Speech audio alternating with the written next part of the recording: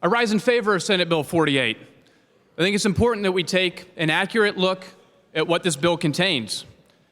And the most important aspect of this bill is the fact that it contains the funding necessary to replace the election machines in each of our counties. Voting this bill down would leave our counties holding the bag for an unfunded mandate that was foisted upon them by the administration in this Commonwealth.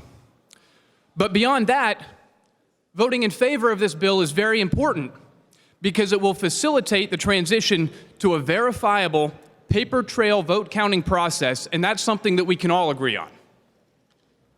This bill also contains a number of good election reforms, including a streamlined process for the distribution, tally, and counting of absentee votes, including a more permissive timeline for the return of ballots. That's something we can all agree on.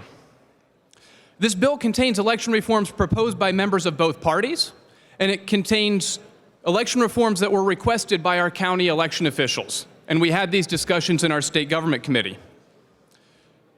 One of those reforms that this bill contains is a good government reform that strengthens the relationship between voters and elected officials.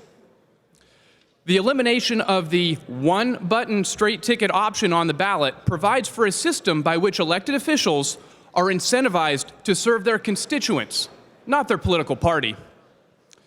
This isn't a debate about race or gender.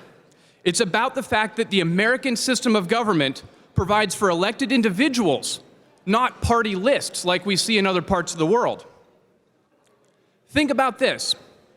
A voter voting a straight ticket ballot on a multi-page selection may never even see the names of the elected officials or candidates that they are voting for or against.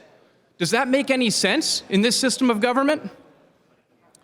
Finally, think about this. As we hear about some of the debate over whether or not this is a racial or a gender or a partisan issue, the underlying standalone bill that provides for this good government reform was actually introduced in our state Senate by a female Democratic senator. This is a bipartisan good government reform that we can all get behind. So please, don't believe the partisan rhetoric. Please don't believe the scare tactics. This is a proposal that I believe will reduce partisanship. I believe it will put government and society back on a better path. So let's stand with our counties.